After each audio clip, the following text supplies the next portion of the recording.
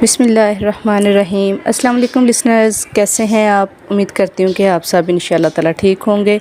अल्लाह ताला आपको अपने हिफ्ज़-ओ मान में रखे और दुनिया और आखिरत की भलाइयाँ अता करे। सो लिसनर्स, आप सुन रहे हैं नुज़ी वॉइस के साथ नावल कशकोल। तो जिन लोगों ने अभी तक मेरे चैनल को सब्सक्राइब नहीं किया, प्लीज़ मेरे चैनल को सब्सक्राइब कर लें और बेल नोटिफिकेशन को ऑन कर दें ताकि मेरी हर नई आने वाली वीडियो आप तक पहुँच सके।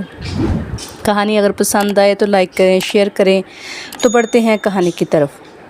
शहर की मसरूफ़ तरीन शाहरा पर सुबह ही सुबह 4 इश्तिहारी मुजरमों और एक क्लब की कॉल गर्ल की लाश पाए जाने से हर तरफ सनसनी फैल गई।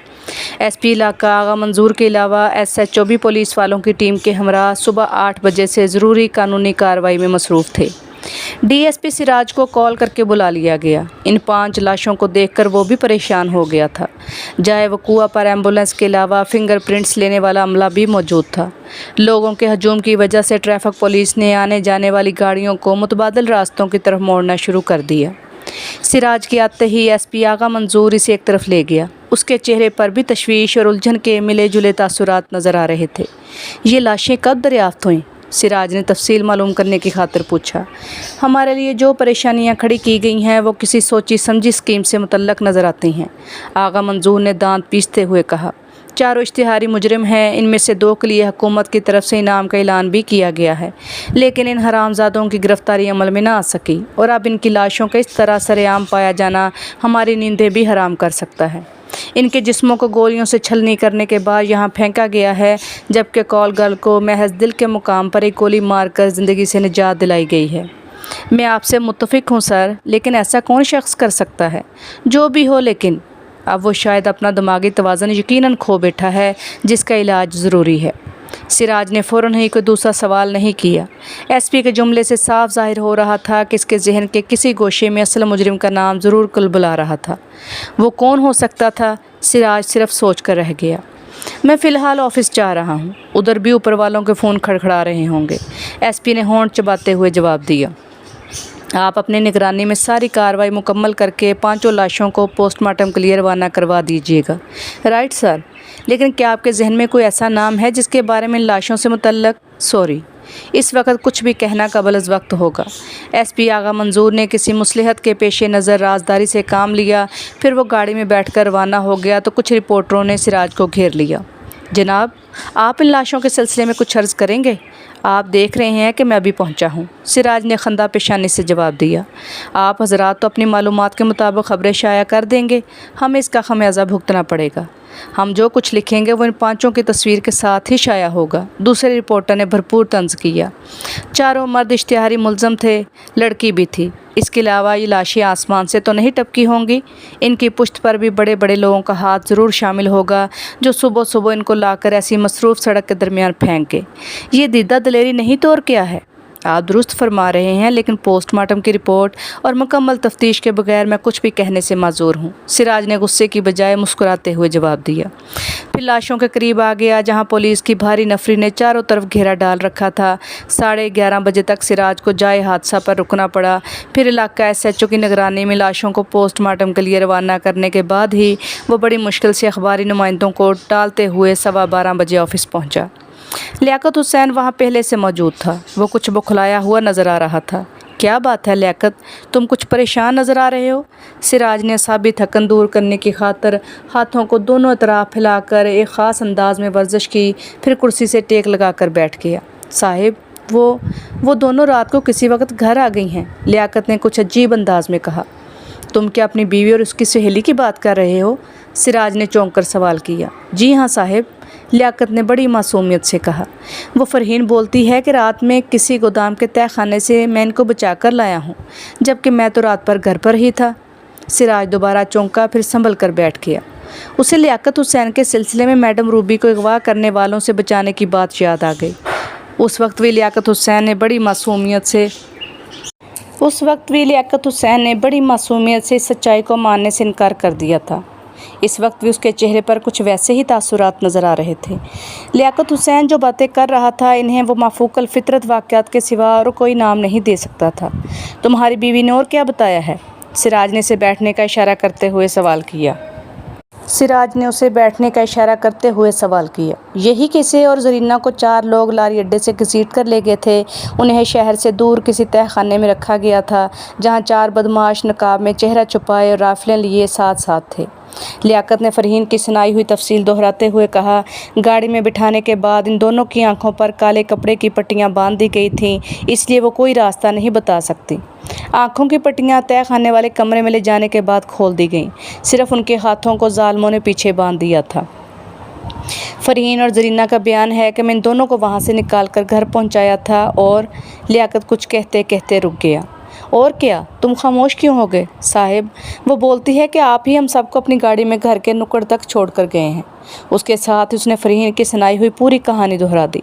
ओह, सिराज ने दीदा दानिस्ता मुस्कुराकर बड़े तहम्मुल से कहा, देखो लियाकत हुसैन, जो कुछ तुम या तुम्हारी बीवी कह रही हैं मुमकिन है वो अपनी जगह गलत ना हो, मगर तुम्हें मेरे साथ ताउन करना पड़ेगा। आप हुक्म दो साहिब, लियाकत आप पर जान कुर्बान करने को भी तैयार है। मुझे सोच कर बताओ, क्या कोई रूहानी कुव्वत तुम्हारे इल्म में है जो तुम्हारी मदद करती हो? रूहानी कुव्वत? लियाकत हुसैन ने नाबीना बुजुर्ग को ज़ुबान बंद रखने का जो कौल दिया था वो इसे नहीं तोड़ सकता था। क्या बात है, तुम चुप क्यों हो? सिराज ने उसे टटोलती नज़रों से देखा। साहिब, जब हम अपने शहर से चला था उस वक्त हमारी माँ ने एक दुआ दी थी कि ऊपर वाला हर कदम पर गैब से मेरी मदद करे। उसने असल बातों को दोहराने के बजाय मासूमियत से कहा, हो सकता है एक माँ की दुआ मुझे लग गई हो। ऊपर वाला तो माल के कुल है साहिब, कोई बात भी उसके इख्तियार से बाहर नहीं। हो सकता है, सिराज ने दोस्ताना अंदाज इख्तियार किया। माँ की दुआएं औलाद के लिए बड़ी बाबरकत होती हैं, लेकिन तुम्हें एक बात का अब ख्याल रखना होगा। वो क्या साहिब? जो कुछ तुम्हारी घरवाली कह रही है उसे मान लो। असलियत क्या है उसके बारे में किसी से कुछ ना कहो, वरना तासीर जाती रहेगी।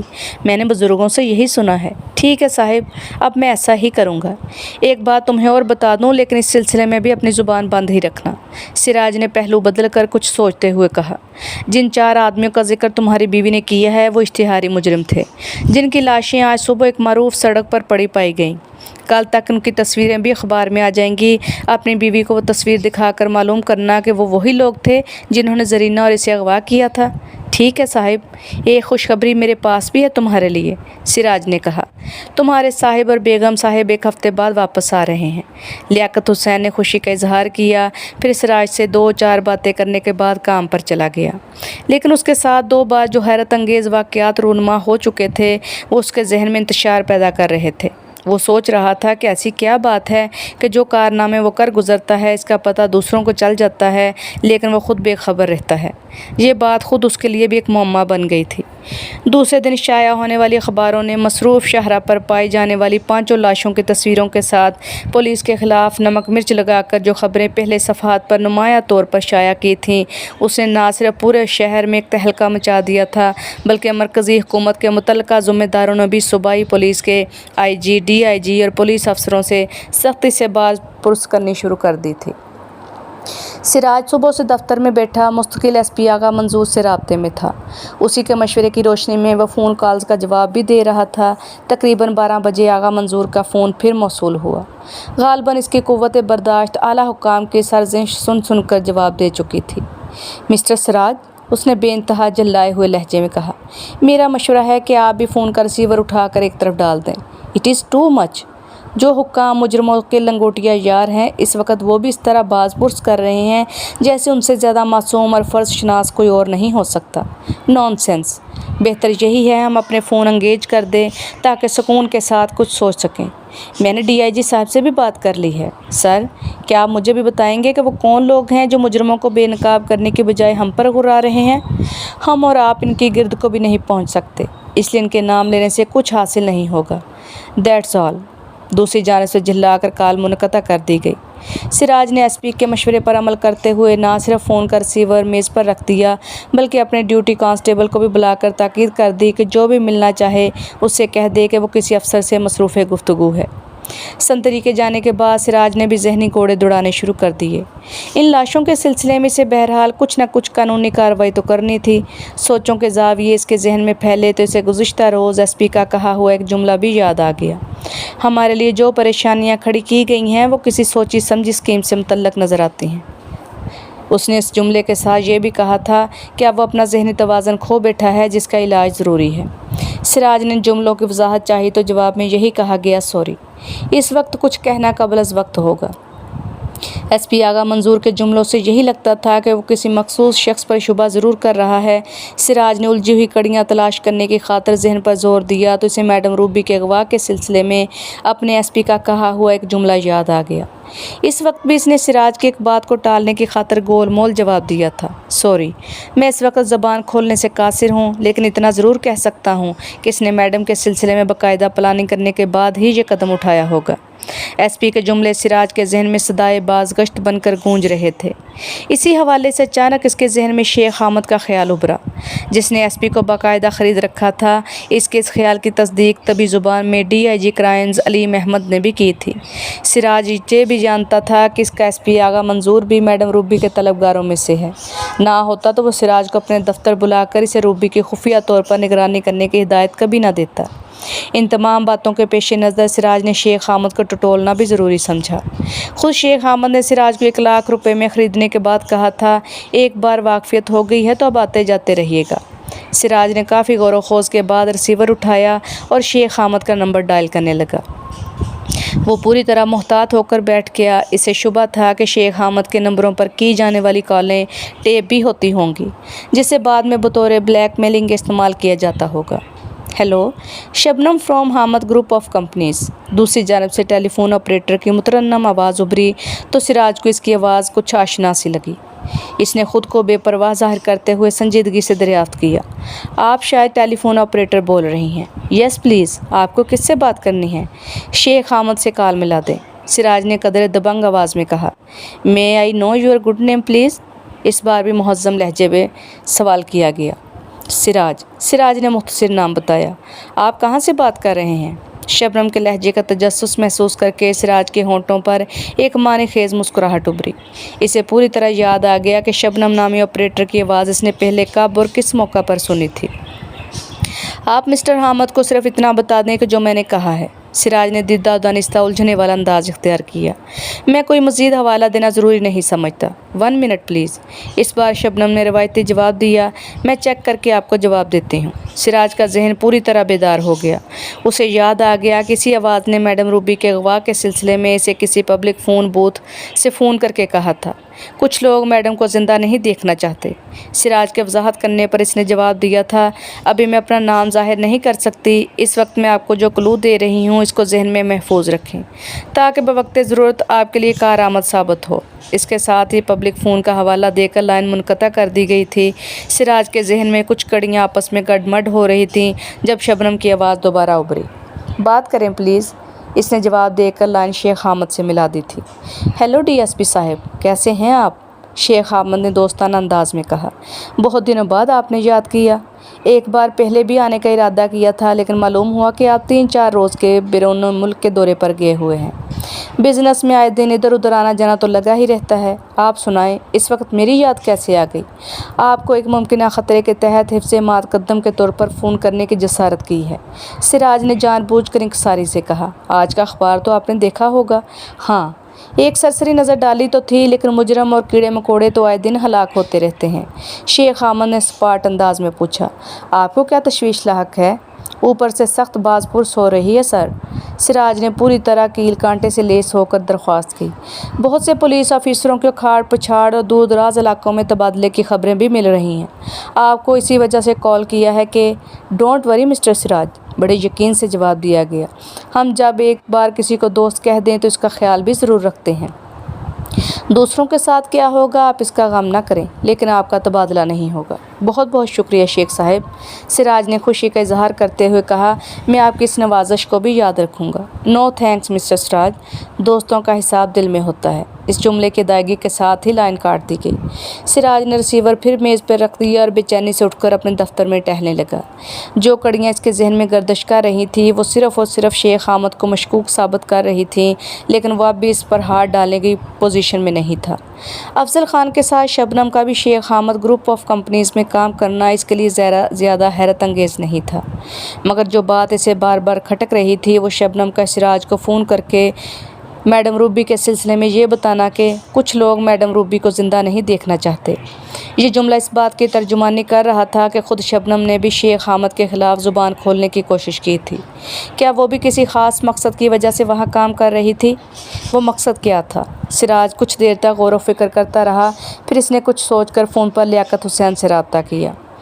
10 मिनट के इंतज़ार के बाद दूसरी जानब से लियाकत हुसैन की आवाज़ सुनाई दी तो उसने तेज़ी से सवाल किया, आज के अखबार में जो तस्वीरें छपी हैं इसके बारे में तुम्हारी बीवी का क्या कहना है? इसने इन सब कुछ शिनाख्त कर लिया है साहिब? क्या तुम्हारी बीवी अगर कोशिश करे तो उस जगह का पता बता सकेगी? मेरा मतलब ये है कि मुमकिन है वापसी में इसने शायद कुछ ऐसे इलाकों को देखा होगा जिन्हें दोबारा देखने पर वो इसकी तस्दीक कर सके। मैं आज इससे ये भी मालूम कर लूँगा साहिब, लियाकत हुसैन ने कहा। वैसे वो बार बार एक ही बात बताती है कि जहाँ इसे रखा गया था वो इलाका नहीं जानती। उसे अगवा करने वालों ने जिस जगह रखा था वो गोदाम लगता था। ठीक है, तुम आज इससे तफसील से बात कर लो, मैं कल किसी वक्त कोठी पर आकर तुमसे मुलाकात करूँगा। सिराज ने लाइन काट दी। वो फ़ोन पर ज़्यादा खुलकर बात नहीं करना चाहता था।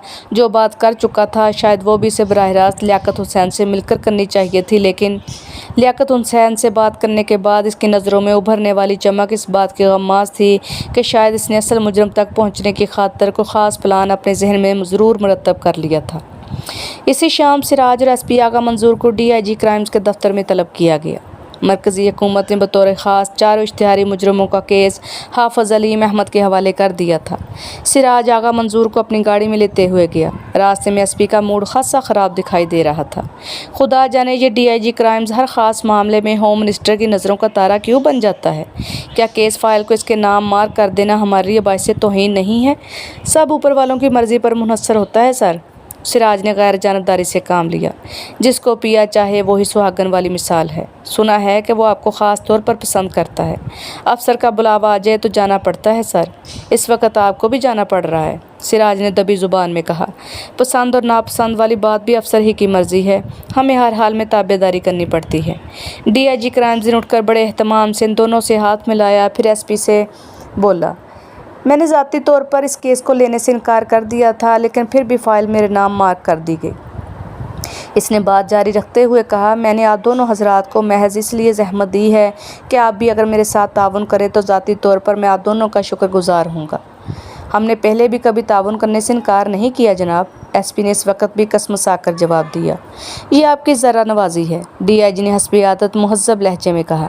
फिर बात को आगे बढ़ाते हुए बोला, पोस्टमार्टम की रिपोर्ट भी आ गई है। इसमें वही कुछ है जिसकी तवक्को ऐसे मौक़ों पर की जाती है।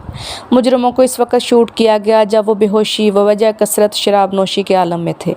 मौत का वक्त लाश मिलने से कबल यानी रात तकरीबन 2:30 और 3 के दरमियान का ज़ाहिर किया गया है। अब देखना ये है कि इस वारदात के पीछे किसका हाथ है और इन चारों को गोली मारने की वजह क्या थी।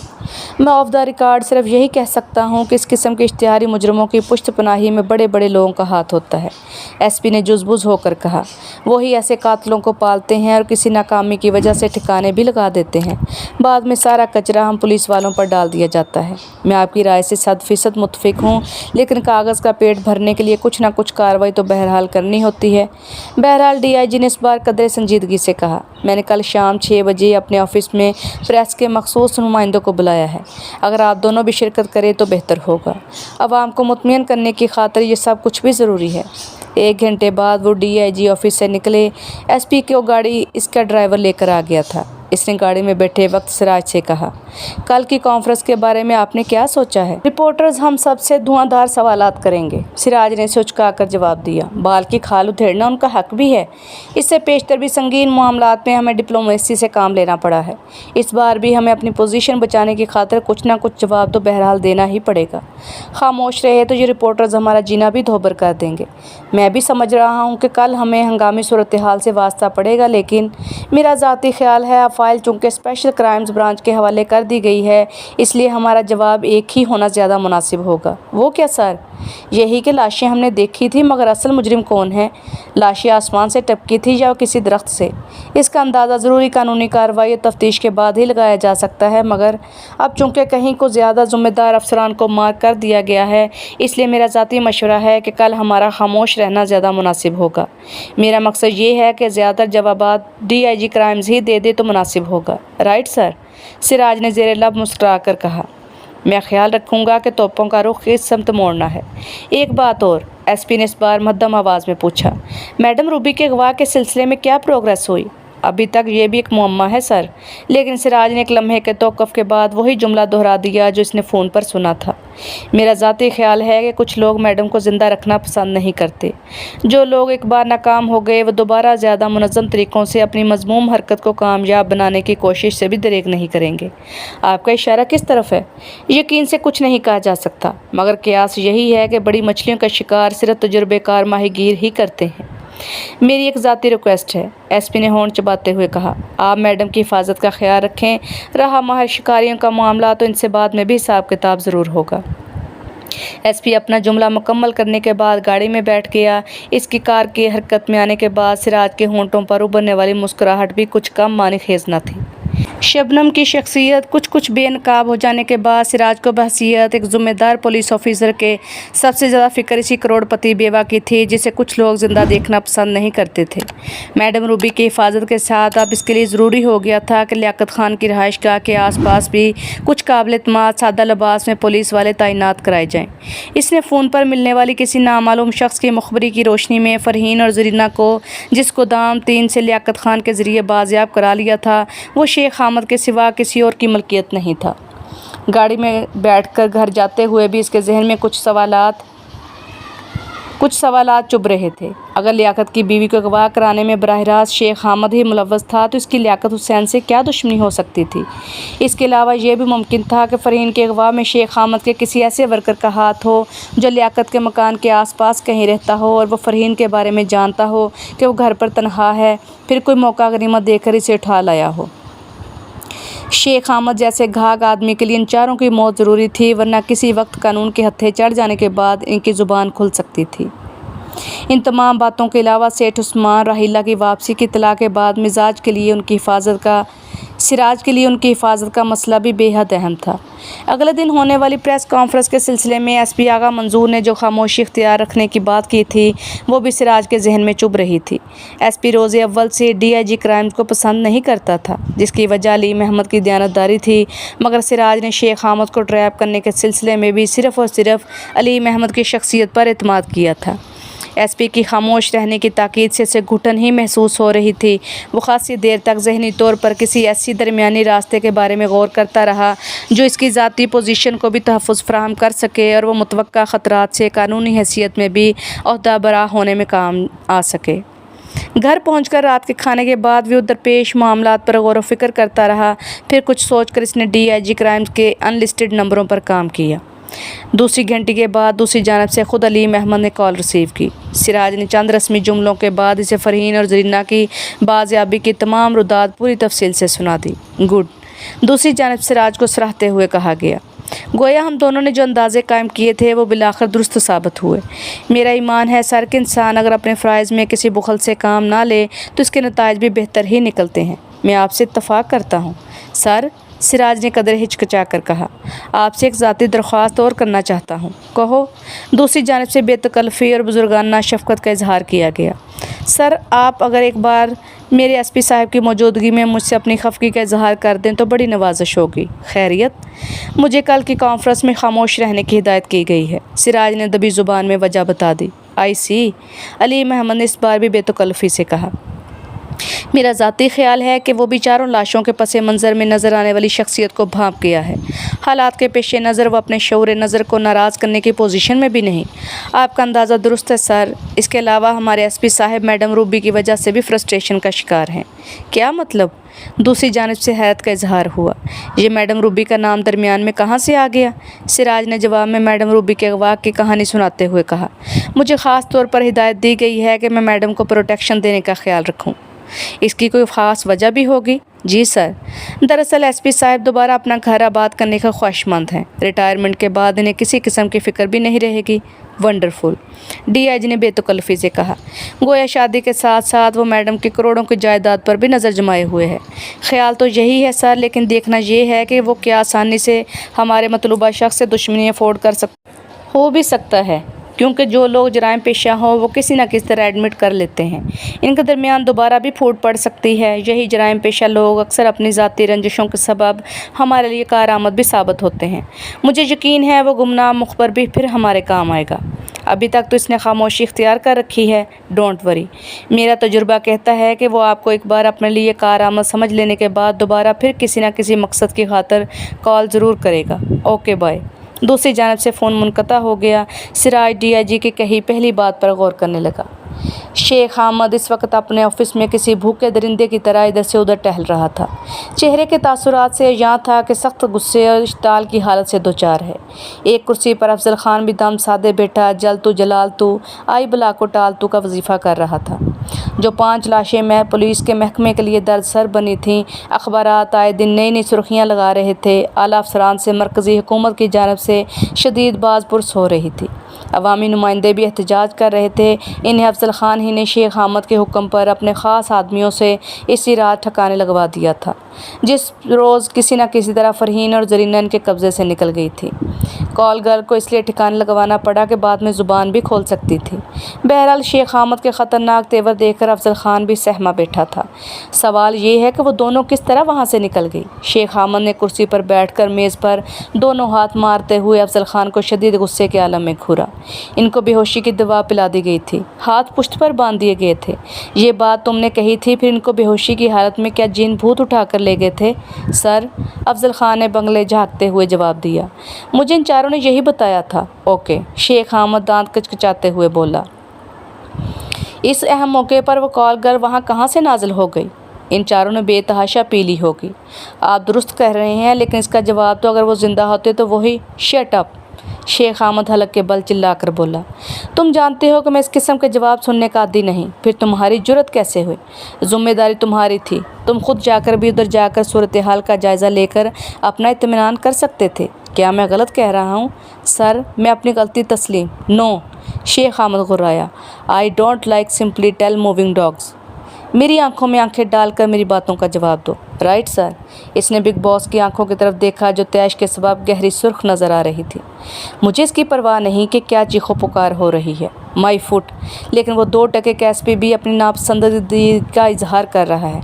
اور شیخ احمد کچھ کہتے کہتے رک گیا، پھر سرسراتے لہجے میں پوچھا، میڈم روبی کے سلسلے میں تم نے کیا تیر مارا ہے؟ آپ جو چاہتے ہیں سر وہ 3-4 روز میں ہو جائے گا۔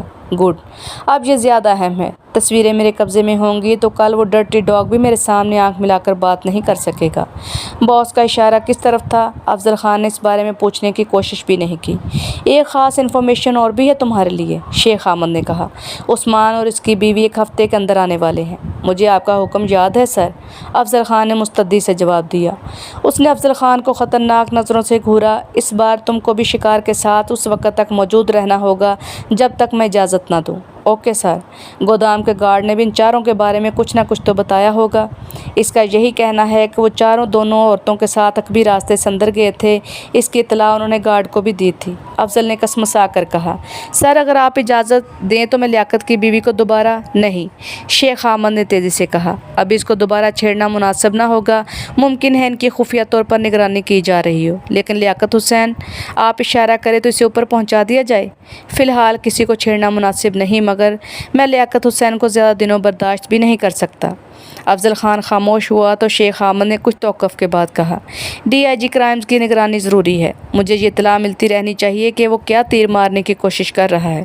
سر، افضل خان سنبھل کر بولا، وہ کسی قیمت پر بکنے والی چیز نہیں ہے، ورنہ میڈم کا فیصلہ کن جواب سن کر نرس مجبوراً خاموش ہو گئی۔ ملازمہ نے پوچھا، میرے لیے کیا حکم ہے؟ مجھے تو وہ لڑکی کسی قریبی بنگلے میں کام کرنے والی ملازمہ لگتی ہے۔ تم اس لڑکی کو میرے پاس لے آؤ اور اس بات کا خاص خیال رہے کہ جب تک وہ لڑکی میرے کمرے میں رہے تم باہر سے دور دور اس بات کی نگرانی کرو کہ کوئی تیسرا فرد میرے کمرے کے قریب نہ آئے۔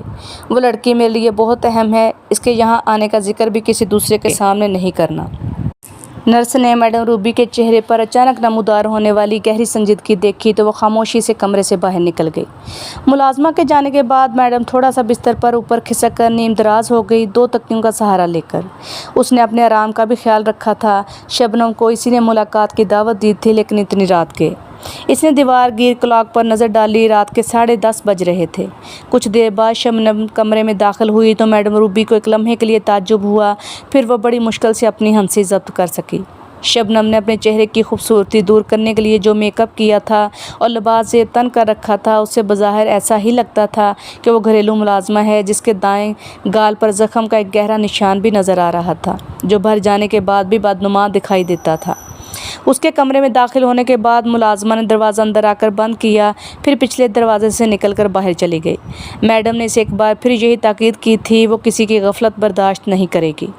ملازمہ کے جانے کے بعد اس نے شبنم کی طرف دیکھا تو اس نے بڑی معصومیت سے کہا، بیگم صاحب جی، میرا بچہ ادھر گاؤں میں بیمار ہے، اگر آپ ہمارے صاحب کو فون کر کے سفارش کر دیں تو وہ مجھے چھٹی دے دیں گے، میرا گاؤں جانا بہت ضروری ہے۔ فائن۔ میڈم نے اسے ستائشی نظروں سے دیکھتے ہوئے سوال کیا، کیا تمہیں اداکاری کا شوق رہ چکا ہے؟ کرنا پڑتا ہے، شبنم نے اس بار اپنی اصلی آواز میں کہا، پھر کرسی گھسیٹ کر میڈم کے بستر کے قریب بیٹھتے ہوئے بولی، جب شکاری کتے ہر طرف گھوم رہے ہوں تو پھر احتیاط تو کرنی پڑتی ہے، مجھے یقین تھا کہ تم ضرور آؤ گی، میڈم نے بڑی اپنائیت سے کہا۔ آپ کے گھر آنے کا اصرار نہ کیا ہوتا تو بھی میں کوئی نہ کوئی بہانہ تراش کر آپ سے ایک بار ملنے کی کوشش ضرور کرتی۔ ایسی کیا بات ہے جو تم مجھے اتنی اہمیت دے رہی ہو؟ سوری، آپ شاید بھول رہی ہیں کہ میں نے ہسپتال میں کہا تھا کہ شاید میرا اور آپ کا دشمن ایک ہی ہے۔ میڈم روبی جواب سن کر کچھ زیادہ ہی سنجیدہ ہو گئی۔ تم نے اس بات کا یقین کیسے کر لیا کہ میرا کوئی دشمن بھی ہو سکتا ہے؟ آپ کے سنجیدہ سوال کے جواب میں ایک بات میں بھی پوچھنے کا حق رکھتی ہوں، شبنم نے کسمسا کر کہا۔ جس مہذب خاتون نے پیرس کی تفریح گاہوں میں کبھی بغیر حجاب کے جانا پسند نہ کیا ہو، وہ شوہر کے انتقال کے سال بھر بعد میں اس قدر ماڈرن کیوں بن گئی؟ وہ اسے افضل خان جیسے خطرناک شخص کے اپارٹمنٹ میں تنہا جانے کی کیا ضرورت پیش آ گئی؟ میڈم روبی اس طرح چونکی جیسے اسے بچھو نے ڈنک مار دیا ہو۔ شبنم کو سنجیدگی سے گھورتے ہوئے بولی، تم میرے بارے میں اس قدر دلچسپی کیوں لے رہی ہو؟ میری پیرس کی زندگی کے بارے میں تمہیں کس طرح معلوم ہوا؟ آپ کے دونوں سوال کا ایک ہی جواب ہے۔ شبنم معنی خیز انداز میں مسکرائی۔ ہم دونوں کا دشمن ایک ہی ہے، نہ ہوتا تو میں جان پر کھیل کر کسی آدم خور درندے کے اتنے قریب جانے کی کبھی بھول کر بھی غلطی نہ کرتی۔ لیکن میڈم نے کچھ کہنا چاہا۔ آپ نے میرے کہنے پر افضل خان کے اپارٹمنٹ میں جانے کی حقیقت کو بھی اپنی پولیس کو دیے جانے والے بیان میں بدل دیا تھا۔ شبنم نے اس کی بات کو کاٹ کر کہا، کوئی نہ کوئی تو وجہ ضرور ہوگی، تم نے ابھی تک میرے سب سے اہم سوال کا جواب نہیں دیا۔ میڈم نے کسمسا کر اپنی بات دہرائی، تمہیں میری پیرس کی باتوں کا علم کس طرح ہوا؟ ایک لمحے کے لیے بیڈ روم میں خاموشی سی طاری ہو رہی، پھر شبنم نے دبی زبان میں کہا، کیا آپ کو پیرس کے کسی فیشن شو میں انجلا نامی کوئی ماڈل پسند آئی تھی جسے آپ نے بطور خاص اس کی خوبصورت پرفارمنس پر انعام بھی دیا تھا؟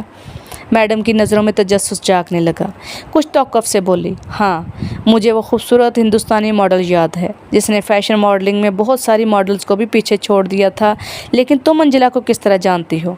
اس طرح کہ اپنے شوہر کی دردناک موت کے بعد انجلا کا نام دوسری بار اختیار کرنا پڑا تھا۔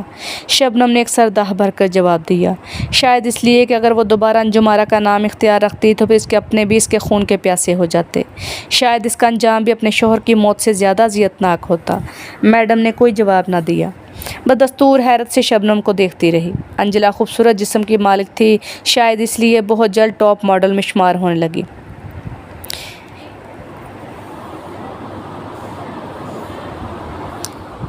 تم انجلا کو کس طرح جانتی ہو؟ میڈم نے حیرت سے پوچھا۔ میں انجلا کو نہیں، صرف انجم آرا کو جانتی ہوں، جو میری معصوم ماں تھی۔ شبنم کی خوبصورت آنکھیں بے اختیار آنسو چھلکنے لگیں۔ میڈم اس کے دل کا غبار چھٹ جانے کا انتظار کرتی رہی، اس کے اپنے دل کی دھڑکنیں تیز ہو رہی تھی۔ 3-4 منٹ تک شبنم کی سسکیاں ابھرتی رہیں، پھر اس نے خود پر قابو پاتے ہوئے سر دہ بھر کر کہا، میرے باپ نے انجلا سے شادی کی یہی ایک شرط رکھی تھی کہ وہ مسلمان ہو جائے، اس نے اپنے پیار کی خاطر وہ شرط قبول کر لی۔ وہ بڑے گھرانے کے ایک جاگیردار کی اکلوتی راجکماری تھی۔ بات پھیلی تو جاگیر کے تمام ہندو پنڈت اور پجاری میرے باپ کے دشمن بن گئے، لیکن میری ماں نے دور اندیشی سے کام لیا۔ اس نے اپنے گھر والوں کو وشواس دلایا کہ کچھ حاسدوں نے غلط خبر اڑا دی ہے۔ جاگیردار نے فوری طور پر پنڈتوں سے مہورت نکلوا کر اس کا رشتہ اپنے برابر والوں میں کر دیا۔ میری ماں خاموش رہی، خاموشی سے اپنے حصے کی دولت اور قیمتی زیورات جمع کرتی رہی۔ پھر لگن منڈپ سجنے سے 3 رات پہلے وہ خاموشی سے اپنا سب دھن دولت سمیٹ کر ایئرپورٹ پہنچ گئی، جہاں اس سے محبت کرنے والا پہلے سے موجود تھا۔ میرا باپ بھی کھاتے پیتے گھرانے سے تعلق رکھتا تھا، شبنم نے ہونٹ چباتے ہوئے کہا۔ دونوں نے مل کر یہ فیصلہ کر لیا کہ وہ کسی دوسرے ملک میں جا کر زندگی بسر کریں گے۔ میرے ماں باپ کو کسی واقف کار نے یہ مشورہ دیا تھا کہ لندن یا امریکہ جانے کی بجائے فرانس کی طرف نکل جائیں۔ انہوں نے دوست کا مشورہ قبول کر لیا۔ شادی کے 3 سال بعد میں بد نصیب اس دنیا میں آ گئی۔ میرے والدین بہت خوش تھے۔ 2 سال بعد میرے والد ہمیں لے کر سوئٹزرلینڈ آ گئے۔ انہوں نے فرانس جا کر جو کاروبار اختیار کیا وہ خوش قسمتی سے بے حد کامیاب رہا۔ والد صاحب نے ایک 2 کمرے کا خوبصورت اپارٹمنٹ پیرس میں بھی خرید لیا تھا۔ ان کا ارادہ تھا کہ میرے بالغ ہو جانے کے بعد سوئٹزرلینڈ سے پیرس شفٹ ہو جائیں گے اور دشمنوں سے بہت دور پرسکون زندگی گزاریں گے، لیکن قسمت میں کچھ اور لکھا تھا۔ شبنم سانس لینے کے لیے رکی، پھر سر دہ بھر کر اپنی کہانی کا درد بھرا حصہ سنانے لگی۔ اس وقت میری عمر 7 سال تھی۔ میں سوئٹزرلینڈ کی کیسے اسکول میں تعلیم حاصل کر رہی تھی، جہاں امیر کبیر لوگ اپنے بچوں کو تعلیم دلانے کا محض خواب دیکھا کرتے ہیں۔ میرے والد کو کاروباری سلسلے میں آس پاس کے ملکوں کا سفر کرنا پڑتا تھا، اس لیے انہوں نے میرے لیے اسکول کے قریب ہی ایک بورڈنگ ہاؤس میں میرا بندوبست کر دیا تھا۔ بیرون ملک کی غیر آلود فضا میں میری ماں کا حسن روز بروز نکھرتا جا رہا تھا۔ ایک بار کسی بے تکلف دوست نے مشورہ بھی دیا تھا، کہا کہ اگر میری ماں پیرس جا کر شوقیہ طور پر ہی ماڈلنگ کر دے تو وہ 4 شوز کے بعد ہی ٹاپ ماڈلز میں شمار ہونے لگے گی۔ ایک شو میں ہزاروں یورو کما سکتی ہے۔ میرے والدین نے اس مشورے کے کان سے سن کر دوسرے سے اڑا دیا۔ انجلا سے انجم آرا بننے کے بعد میری ماں نے اسلامی تعلیم میں بھی خاص دسترس حاصل کر لی تھی۔ وہ باہر نکلتی تو ہمیشہ حجاب کا استعمال کرتی۔ ان دنوں میرے والد میری ماں کے ساتھ لندن میں کاروباری سلسلے میں گئے ہوئے تھے۔ انہوں نے وہاں ایک 5 اسٹار ہوٹل میں پورا VIP سوٹ بک کرا رکھا تھا۔ وہ سفر میرے والد کی زندگی کا آخری سفر ثابت ہوا، جہاں انہیں ایک دوسرے بڑے اور یاش سرمایہ دار نے میری ماں کے سامنے اس کے VIP سوٹ میں مار دیا تھا۔ مارنے سے پہلے اس بے غیرت قاتل نے میرے والد کے ہاتھ پاؤں باندھ کر اسے بے بس کر دیا تھا، اور وہ کمینہ میری ماں کو میرے باپ کے سامنے ذلیل کرتا رہا۔ میری ماں پر سختہ طاری ہو گیا کیونکہ اس کے جو حرام زادے نوکر تھے، انہوں نے اپنے مالک کے اشارے پر میرے باپ کو گولی مار کر ہلاک کر دیا۔ ان کے جانے سے پیشتر ان کے باس دوبارہ کمرے میں آ گیا۔ اس نے مسکراتے ہوئے میری ماں کے نیم برہنہ جسم پر وہ تصاویر ڈال دیں جو نقاب پوشوں کے ساتھ اتاری گئی تھیں۔ یہ بھی حکم دیا گیا کہ اگر اس نے زبان کھولی تو اس کا انجام بھی مرنے والے سے مختلف نہ ہوگا۔ پھر وہ چلے گئے۔ شبنم کی سسکیاں دوبارہ ابھرنے لگی۔ میڈم اس کو دیکھتی رہی۔ جب شبنم کے آنسو تھمے تو اس نے پوچھا، کیا آپ اس بغیرت کا نام بھی شیخ حامد تھا؟ اس کے لہجے میں دنیا جہاں کی نفرتیں اور انتقامی جذبے مچل رہے تھے۔ آپ کا اندازہ غلط نہیں۔ پھر تمہاری ماں نے کیا کیا؟ اسے کچھ کرنے کی پوزیشن میں ہی نہیں چھوڑا گیا۔ شبنم نے لمبی سانس لے کر کہا، اس نے میرے والد کی موت کو قتل ہی ظاہر کیا، کسی کا نام زبان پر نہیں لائی۔ پولیس والوں کو اس نے مفروضہ قاتلوں کے حلیے بھی غلط بتائے۔ 1 ماہ تک اسے لندن میں ہی رکنا پڑا۔ پولیس کی جانب سے کلیئرنس ملنے کے بعد وہ پہلی فلائٹ سے سوئٹزرلینڈ پہنچی۔ اس نے وہاں کے مکان کو فروخت کر دیا۔ پھر وہ پیرس جا کر دوبارہ انجلا بن گئی۔ کسی کے مشورے پر غور کرنے کے بعد اس نے اپنا کام غلط کرنے اور وقت گزارنے کی خاطر فیشن ماڈلنگ شروع کر دی۔ دیکھتے ہی دیکھتے وہ ٹاپ ماڈلز میں شمار ہونے لگی۔ لوگ اسے خوش قسمت سمجھتے رہے۔ اس کے اندر کا زخم کوئی نہ دیکھ سکا۔ خود مجھے بھی ماں نے ہر اس موقع پر ٹالنے کی کوشش کی جب میں نے اسے دوبارہ انجلا بننے کا سبب پوچھا۔ باپ کی قتل کی خبریں اخبار TV پر میں سن چکی تھی، لیکن مجھے اس بات کا یقین نہیں آ سکا کہ میرا باپ جو ہر پیچو خم سے مردوں کی طرح مقابلہ کرنے کا عادی تھا، اسے قتل کیوں اور کس وجہ سے کیا گیا۔ پھر جب میری عمر 12 سال ہوئی تو ایک روز ماں نے مجھے کال کی اور تمام اصلیتوں سے آگاہ کیا۔ اس نے رو رو کر یہ بھی کہا کہ وہ درندہ پیرس میں بھی اس کو کھلونے کی طرح استعمال کرتا رہا۔ اس روز اس نے مجھ سے وعدہ لیا تھا کہ میں اپنے باپ کے قاتل سے انتقام ضرور لوں، جسے غالباً میرے بارے میں کچھ زیادہ علم نہیں تھا۔ وہ میرے لیے میری ماں کی زندگی کی آخری کال تھی۔ اس کے لیے 2 روز بعد مجھے TV اور اخبارات کے ذریعے علم ہو گیا کہ پیرس کی پولیس نے میری ماں کو اس کے اپارٹمنٹ سے مردہ حالت میں خود اسی کی انفارمیشن پر برآمد کیا تھا۔ شاید زہر کھانے کے بعد اس نے پولیس کو خود اپنی موت کی اطلاع دی تھی۔ لاش کے قریب ہی ماں نے صرف میری زندگی کے تحفظ کی خاطر ایک تحریر بھی چھوڑی تھی جس پر لکھا تھا، میں زندگی کے ہنگاموں سے تنگ آ کر خود اپنی مرضی سے زہر کھا رہی ہوں۔ میری موت میں کسی کو ملوث نہ سمجھا جائے، یہ غلط بھی ہو سکتا ہے۔ میڈم نے ہونٹ چباتے ہوئے تیزی سے کہا، عین ممکن ہے کہ ہمارے مشترکہ دشمن نے اسے خودکشی کرنے اور تحریر لکھنے پر مجبور کیا ہو۔ शायद ऐसा ही हो। शबनम ने ठंडी सांस ली। माँ की मौत के बाद मैंने पेरिस जाने की गलती नहीं की। मैं बैंक से रकम निकलवाने गई तो मैनेजर ने मुझे बताया कि मेरे अकाउंट में किसी अंजुम नामी खातून ने 20 लाख यूरो का पे ऑर्डर जमा कराया था। मैं वो तमाम रकम लेकर स्विट्ज़रलैंड को खैरबाद कहकर फौरी तौर पर ब्रेलन चली गई। मेरे पास दौलत की कमी नहीं थी। मैं 5 साल तक किसी मफरूर मुजरम की तरह अपने ठिकाने शहरों शहरों बदलती रही। फिर यहाँ आ गई और ख़ासी दुश्वारियों के बाद बिलाखिर इस शाम के दफ्तर में बहसीत टेलीफोन ऑपरेटर की असामी हासिल करने में कामयाब हो गई, जो मेरे माँ बाप और मेरी माँ दोनों को डस चुका था। अब मुझे अपनी माँ से किया हुआ वादा पूरा करना है। आई सी, मैडम ने कुछ देर तक खामोश रहने के बाद पूछा। तुमने इसकी कंपनी में मुलाजमत क्यों हासिल की? इस शिकारी कुत्ते अफजल खान की वजह से, जो मेरे वालिदैन के कातिल से सबसे ज़्यादा नज़दीक रहता है। शबनम ने अचानक उठते हुए कहा। अब मैं इजाज़त चाहूँगी। जाते जाते ये भी मशवरा दूँगी कि आप भी अफजल खान से मोहतात रहें। शेख हामिद के इशारे पर वो खुद आपको भी गोली मार देने की हद तक जा सकता है। वो गले गले इसकी दलदल में फंसा हुआ है, लेकिन वही एक ऐसा शख्स है जो हमारे दुश्मन को सबसे आसानी से ठिकाने भी लगा सकता है। शबनम के जाने के बाद इस रात मैडम भी नहीं सो सकी। नर्स ने इसे नींद का इंजेक्शन भी दिया, लेकिन वो भी ज़्यादा मौसर साबित ना हुआ। अलबत्ता इसके सोते जागते जहन पर एक धुंध सी ज़रूर तारी हो गई थी। सो लिसनर, ये थी आज की एपिसोड। कहानी कैसी लगी कमेंट्स में लाजमी बताइएगा। कहानी सुनने के लिए शुक्रिया। दुआ में याद रखिएगा। अल्लाह हाफिज़।